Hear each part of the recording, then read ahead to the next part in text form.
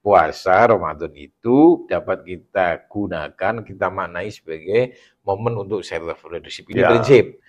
Tapi bagaimana prakteknya? Kan nggak semudah itu dong, bener nggak?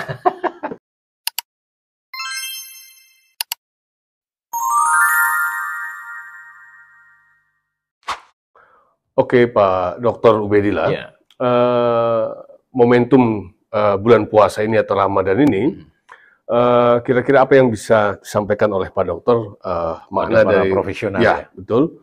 Ramadan ini bisa meningkatkan performan atau kinerja kita sebagai profesional.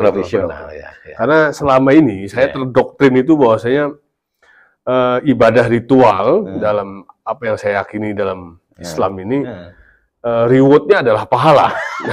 Yang jadi pertanyaan itu apa konektivitas antara kehidupan kita? Sedangkan saya selalu terdoktrin dengan doa sapu jagat itu, Robbana atina fid dunya hasanah wa fil akhirati hasanah. Di dunia itu hasanah dan di akhirat hasanah. Silakan Pak Dokter. Oh ya Pak Asyam, ini luar biasa ini. Karena kita baru memasuki bulan Ramadan ya. Betul. Nah, Ramadan itu kan disambut sebegitu meriah dengan gegap gempitanya di Indonesia itu ya. Jadi pertanyaan Pak Asyam tadi itu sangat bagus untuk para profesional. Apa hubungan antara ibadah formal Ramadan, sholat dan seterusnya itu dengan kinerja profesional di tempat kerja? Kalau tidak, berarti apa ini? Ya betul. Jadi kita kerja kemana, ibadah ritual kemana gitu. Agama seperti apa, lalu hasilnya apa? Gitu. Betul. Padahal agama ini diturunkan untuk membekali kita supaya bisa ngatur atau berkontribusi di muka bumi ini, bukan malah menjauhkan kita dari dunia yang padat ini. Gitu. Kalau agama, kalau penjelasan agama, karena agama dengan penjelasan agama itu berbeda. Kalau penjelasan agama yang tertangkap di pikiran kita itu bahwa agama harus jauh dari dunia, itu bertentangan dengan esensi ajaran agama sendiri. Wong kita ini disuruh oleh Allah menjaga bumi ini. Betul. Kan ada di Al-Quran itu ketika bumi gunung ditawari, kamu kelola bumi ini dengan baik, angkat tangan semua. Tapi manusia, saya siap Allah. Siap itu kan dengan segala konsekuensinya. Kok tiba-tiba ada penjelasan agama dan itu sudah berulang mungkin ratusan tahun di kita ini ya, agama harus dijauhkan dari dunia. Atau ibadah itu seolah-olah nggak ada hubungannya dengan kerja. Ini betul. Kekeliruan besar. Sekarang kita harus kembali. Jadi ini kekeliruan besar. Kalau kita memisahkan antara doktrin agama dengan kerja. Karena pada dasarnya tidak ada satu peristiwa atau perbuatan manusia di muka bumi ini yang terlepas dari agama. Saya ulangi, tidak ada satu peristiwa apapun dan perbuatan apapun manusia di muka bumi ini kecuali ada hubungannya dengan agama. Maksudnya dengan Islam itu? Islam, misalnya tisu itu kan kalau kita sedekahkan dapat pahala di dunia di agama. Yang kalau kita colong dapat dosa. Tetapi pertanyaan Pak Asyam tadi mengingatkan saya bahwa kita ini kalau membahas agama jangan sebatas pahala dosa gitu ya. Seolah-olah nggak ada hubungannya dengan kehidupan nyata gitu ya. Kita harus bisa menghadirkan agama untuk meningkatkan performa kita, kinerja kita. Nah, sekarang terkait dengan puasa. Menurut saya Pak Asyam, puasa yang hari ini kita jalani itu yang paling dekat dan yang paling cocok kalau kita menggunakannya, memaknainya untuk memperkuat self leadership. Self leadership. Ini yang paling inti. Jadi memaknai Ramadan itu dengan self leadership sebagai momen untuk menguatkan self leadership.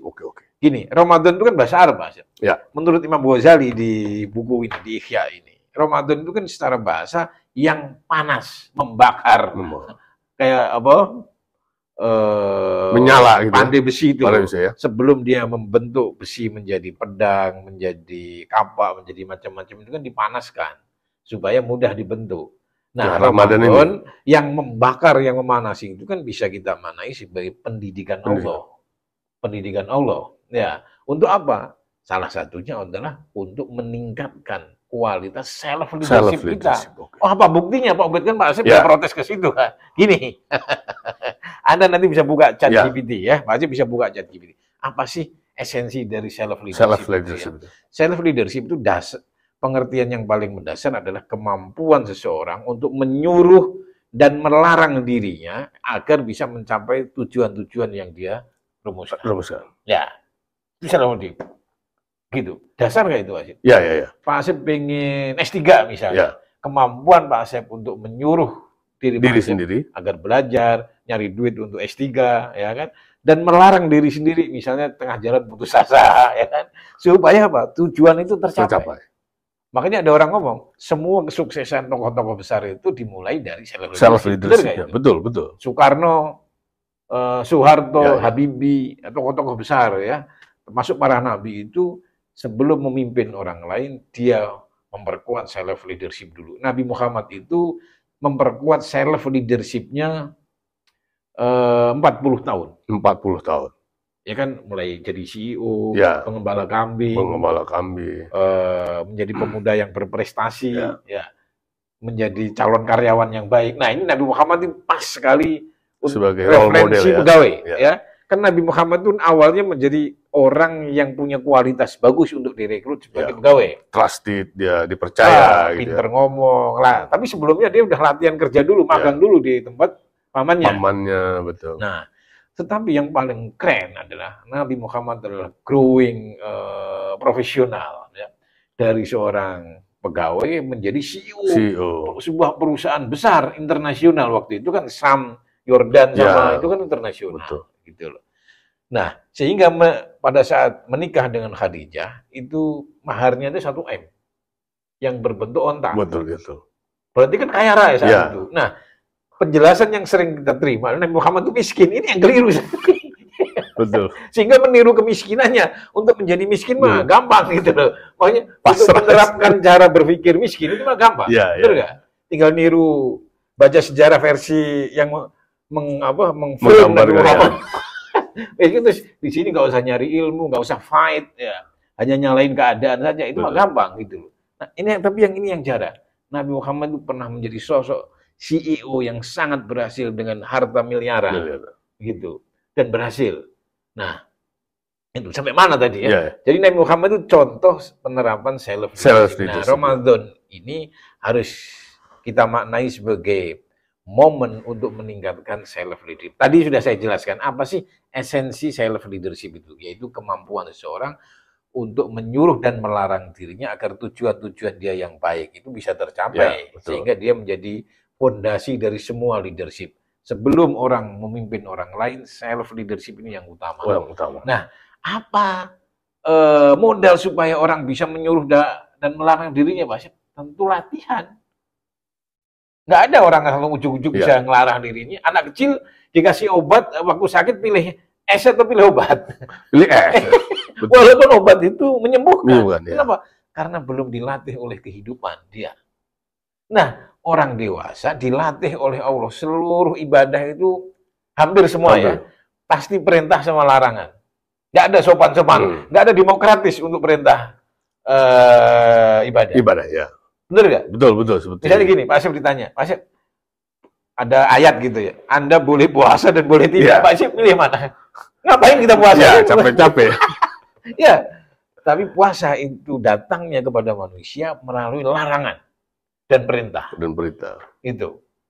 Cuman kalau puasanya agak halus, kutiba itu kan diperintahkan, seolah-olah itu agak sopan ya, karena itu ada praktek yang sudah dijalankan oleh orang-orang sebelumnya. Tapi sholat, semua ibadah yang menuntut disiplin. Itu perintah. Perintah. Kenapa? Kita difasilitasi untuk memaksa diri kita. Itu perintah. Karena esensi dari self-leadership itu orang menyuruh dirinya. Nah, bisa mengendalikan dirinya. Bisa. Nah, supaya bisa menyuruh dirinya itu kan ada latihannya dong. Gitu. Begitu loh agama itu kalau dipraktekkan secara ilmiah gitu.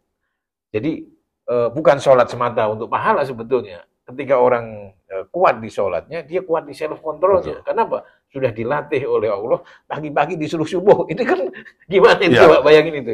Mestinya tidur. Kita siang-siang ini kan mestinya ngopi kemudian apa? Tapi agama melarang. Ini harus puasa. Nah, kemampuan untuk melarang itu latihannya yang paling besar porsinya itu di agama.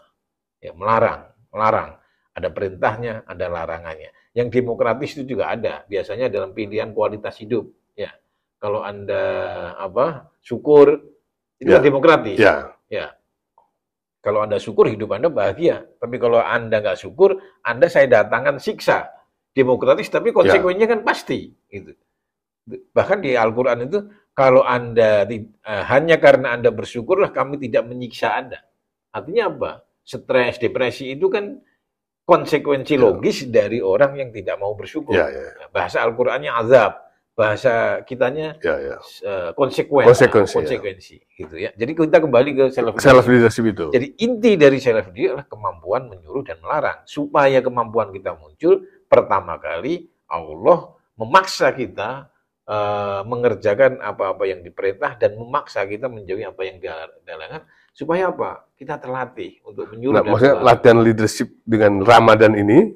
Ya, Ramadan itu kan dipaksa. Dipaksa kita puasa ya? Puasa ya. Self-controlnya mundur. Oke. Nah, kalau kita maknai sampai sejauh itu. Gitu. Ya. Tapi kalau kita menjalankan Ramadan untuk pahala saja, meskipun itu baik, tapi kan dampaknya ke kehidupan kita sehari-hari, terutama pada kinerja kita, hampir tidak kita temukan hubungannya yang logis. Gitu. Jadikan Ramadan sebagai momen untuk memaksa, menyuruh dan melarang diri Anda di hal-hal yang baik. Itu. Nah, apalagi Pak Syed nih yang terkait dengan self leadership yang bisa dihubungkan. Jadi begini Pak Dokter, maksudnya kan tentunya pasti gini. Jadi perintah dan larangan Allah itu pasti ada sebab ada asbabun nuzulnya atau alasannya apa gitu ya. Kemudian pasti ada tujuannya. Ya. Nah, momentum Ramadan ini, yang pertama ya sudah pasti tadi Pak Dokter sampaikan, bahwasanya adalah di self leadership ini kita bisa mengendalikan diri, belajar mengendalikan diri, mana yang harus kita lakukan selama puasa ini, gitu loh Pak Dokter. Nah, dalam hal leadership ini tentunya kan pasti kita punya konsistensi dan evaluasi diri atau self motivation and reflection itu ya. Nah, bagaimana Pak Dokter menggambarkan itu?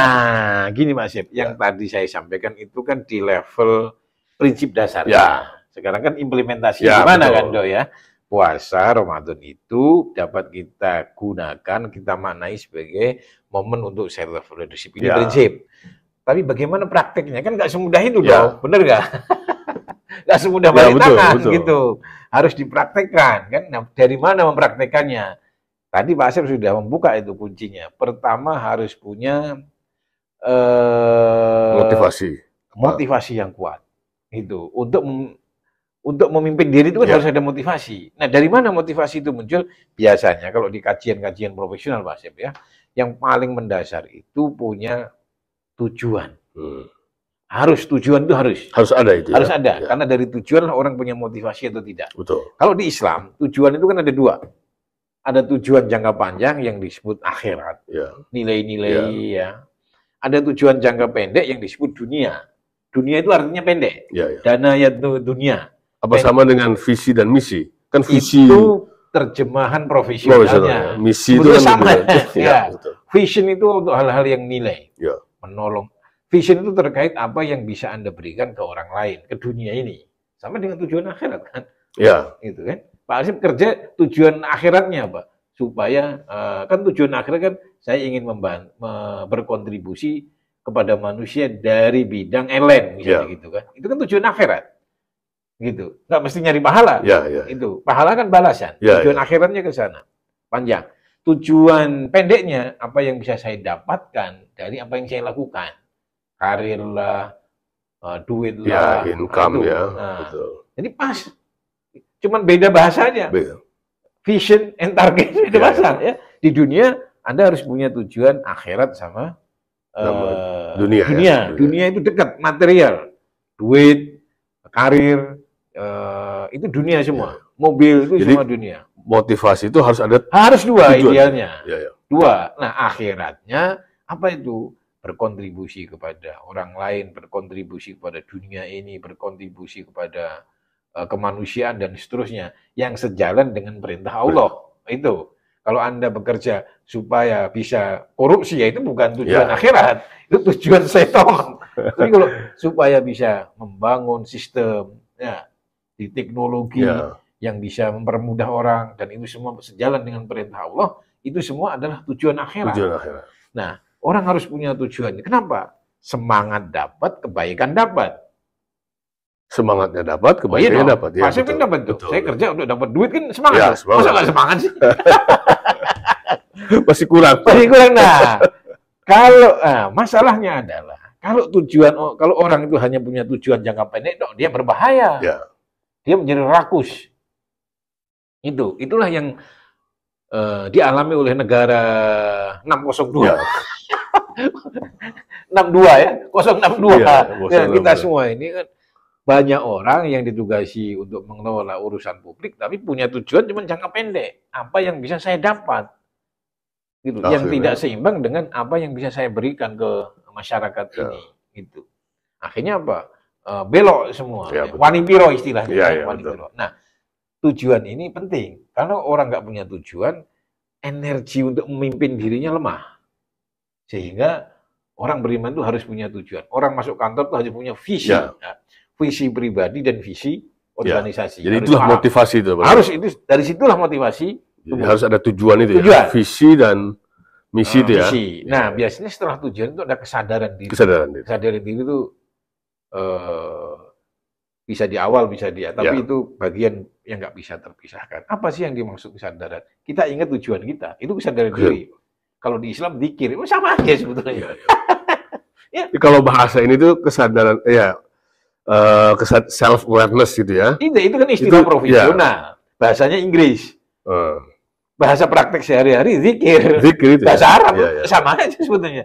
Zikir itu menurut kitab ini kitab Ihya ini, zikir itu bukan talfidul, bukan mengucapkan kata-kata, bukan mengucapkan mantra, tetapi hati kita mengingat langkah saya sudah benar belum hari ini, sudah sesuai dengan visi misi belum. Makanya istighfar itu artinya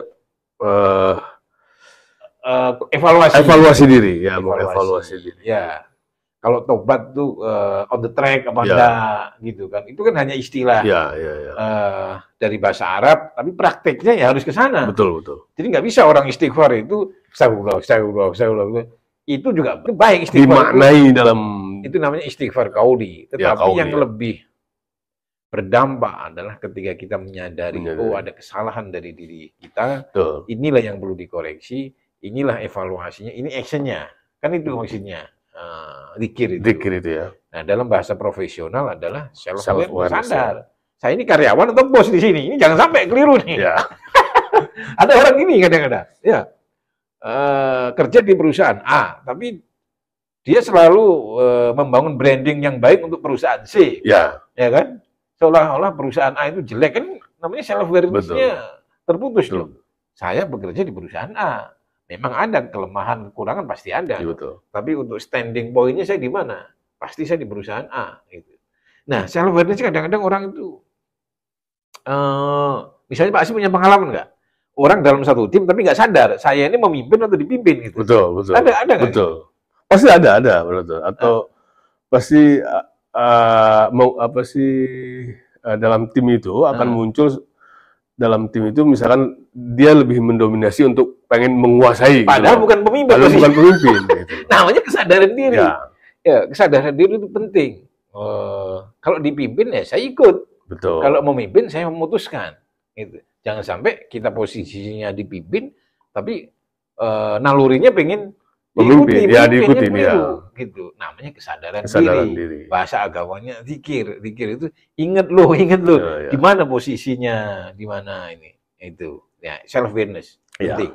Yang kedua ya kontrol. Ya. Kemampuan menguasai diri, kontrol kayak sepeda nyetir itu kan orang nabrak itu bukan karena nggak lihai. Justru orang yang ini mudah-mudahan benar di riset ya. Orang-orang yang nggak pandai-pandai nyetir kayak saya gini jarang kecelakaan.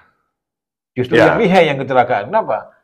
Dia ngebut di luar kontrol, terus ngawur gitu. Kalau yang agak-agak ya rendah kemampuan saya ini hati-hatinya tinggi. Lebih awas ya. Lebih awas ya. Nah, maksudnya di dunia kerja itu banyak orang yang celaka itu bukan karena nggak pinter atau apa, tapi kurang kontrol. Kurang kontrol. Kurang kontrol, ya. Ada istilah itu komplisiensi lah. Nah, gampang puas gitu loh. Jadi akhirnya menyepelekan. Jadi karena dia sudah merasa tahu ini nggak apa-apa. Nggak apa-apa. Akhirnya nggak apa-apa. Kurang kontrol. Kontrol. Self leadership itu adalah salah satu pilarnya adalah kontrol kemampuan menjaga diri. Betul. Kontrol juga bahasa Inggris. Bahasa Arabnya takwa. Takwa ya. Ya, betul. Takwa itu kan wakoyaki itu kan apa? Takut atau menjaga. Nah, dalam prakteknya gimana? Ya harus kontrol. Orang ngomong takwa, tapi tidak hidupnya ngawur. Ya itu bukan takwa. Kan takwa itu ada yang umum, yang sifatnya berlaku untuk semua makhluk. Ya. Binatang aja kalau nggak takwa, itu kena konsekuensi. Kena konsekuensi oleh hukum alam. Ya. Seorang pilot menerbang itu harus takwa secara sunatullah. Ya. Dia tidak boleh lengah, dia harus memperhitungkan angin, supaya hati-hatinya. Kalau nggak jatuh, itu kan berlaku untuk semua. Monyet kena, kita kena, singa kena, gitu. Binatang pun tetap berlaku hukum itu. Tapi ada ketakwaan yang dalam Al-Quran memang dikaitkan dengan ketaatan kita pada ibadah, seperti sholat, zakat, gitu ya. Nah itulah pondasi leadership yang sangat penting yang bisa kita latih selama bulan Ramadan itu, sehingga ada ungkapan yang sangat terkenal tuh, Pak Asep. Apa sih? Kun rabbaniin wala takun ramadhanin. Ini ulama itu ngomong begitu. Jadi setelah biasanya kan ini kan kritik untuk orang-orang kayak kita ini di Indonesia. Taatnya itu selama Ramadan. Setelah Ramadan. Ini seolah-olah alumni Ramadan gitu loh. Padahal inti dari Ramadan itu kan menjaga diri, yang self control tadi. Untuk para profesional, ya salah satunya self leadership. Self leadership itu ya harus muncul gitu. Jadi jangan sampai merasa hanya sekedar sebagai alumni Ramadan. Jadi puasa ini kan melatih diri kita kan untuk self leadership itu. Self leadership karena itulah pondasi dari semua capaian. Capaian itu ya. Semua capaian. Itu. Karena ada Muhammad Ali itu bilang kan, kemenangan saya di atas ring sebetulnya kemenangan kedua. Kemenangan pertama adalah saat saya menang melawan diri saya sendiri di luar ring. Misalnya pas lagi males latihan. Saya harus latihan.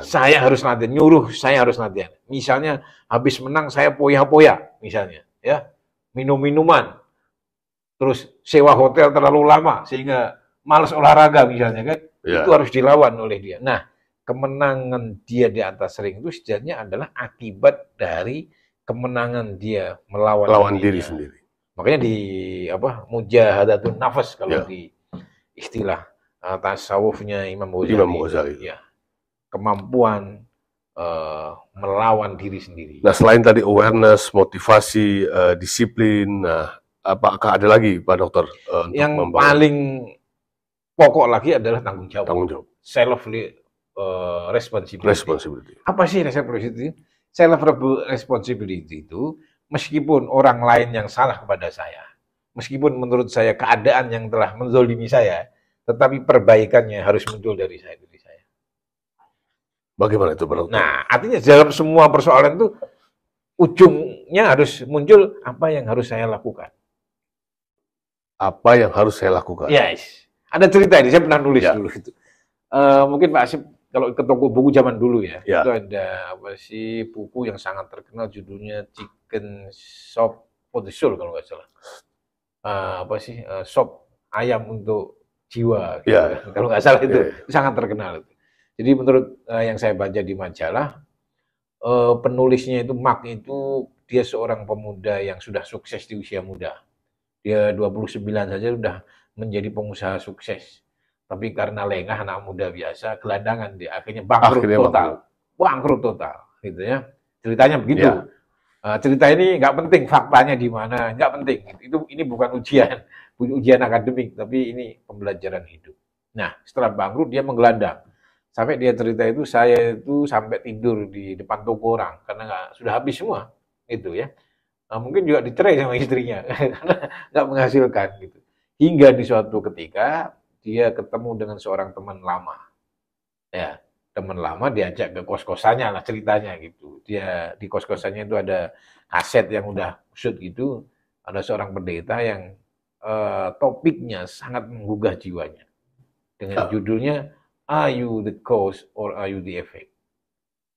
Apakah Anda menempatkan diri Anda sebagai sebab dari hidup Anda, atau Anda menempatkan diri Anda sebagai korban dari keadaan, gitu.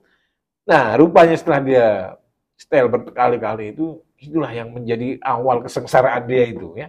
Dia selalu menyalahkan keadaan, selalu menyalahkan orang, selalu menyalahkan eksternal. Sehingga dirinya nggak berubah, gitu. Bahkan semakin terpuruk, kebahagiaannya terpuruk, kantongnya juga terpuruk, gitu. Maka dia mulailah menjadi, saya adalah penyebab atas diri saya. Bukan berarti orang lain yang salah kita maafkan, bukan. Ini urusan hubungan kita dengan diri kita. Nah, ya. Orang lain yang salah, Anda bisa hukum, Anda bisa laporin polisi, Anda bisa maafkan, Anda bisa tonjok juga kalau dia keterlaluan, terserah lah gitu ya. Berdamai dengan keadaan gitu ya. Keadaan juga sama, Anda bisa maki-maki, terserah Anda. Gitu. Tapi yang paling penting, tapi itu semua kan nggak mengubah hidup kita.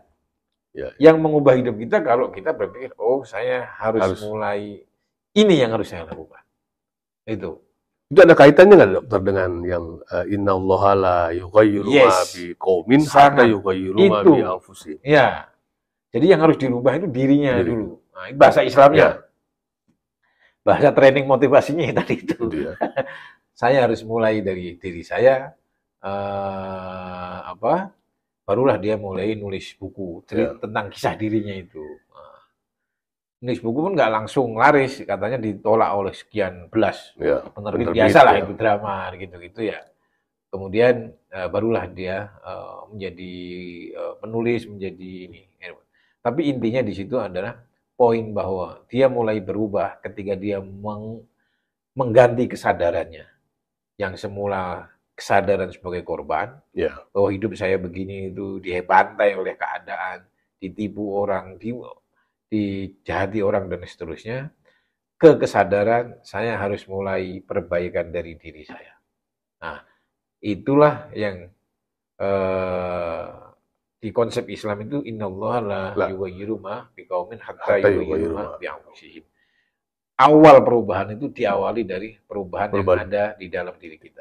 Kan kesadaran itu kan letaknya ada di dalam diri kita. Betul. Tanggung jawab itu kan adanya di dalam diri kita.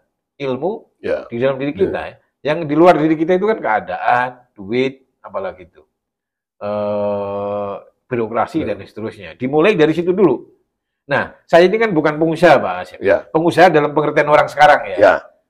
Tapi sering diminta untuk mengisi training-training entrepreneurship, terutama yang disponsori oleh lembaga. Oh, enggak pengusaha, tapi nggak apa-apa. Sebagai cara berpikir, saya selalu tekankan gitu. Setiap pembukaan saya selalu tanya, masalah Anda itu di mana?